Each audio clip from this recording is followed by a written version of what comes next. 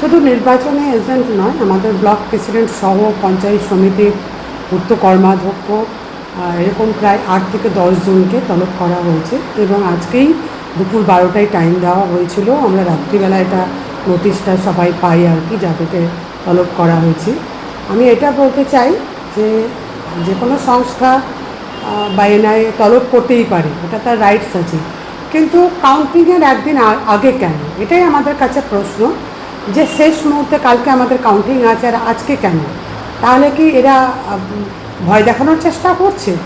আমাদের election agent এবং counting এজেন্টদেরকে ভয় দেখানোর চেষ্টা করছে যে কোনো প্রকারে এদেরকে ভয় দেখিয়ে, কিংবা তলব করার নামে হয়তো দেখা গেল যে অযথা একটা দিন বসিয়ে রেখে দিল, একদিন বসিয়ে রেখে দিল, কালকে আমার কাউন্টিং আছে, যে কাউন্টিংয়ে যেন লোক না যেতে পারে, সেটার কি প্রয়াস করা হচ্ছে?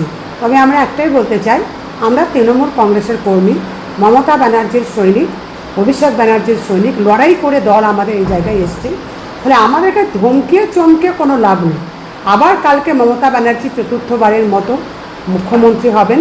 ফলে আর তো একটা দিন, এটা এত নোংরামি যে করতে পারে একটা কেন্দ্রীয় সংস্থা ভাবাই যায় না।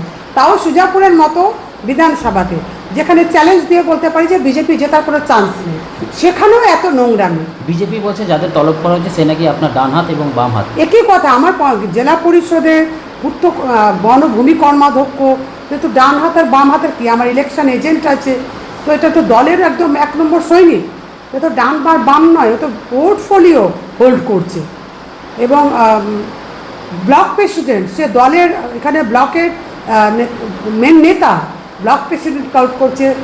আমাদের পূর্ত কর্মাধ্যক্ষ পঞ্চায়েত সমিতি, তাকে তলব করা হয়েছে।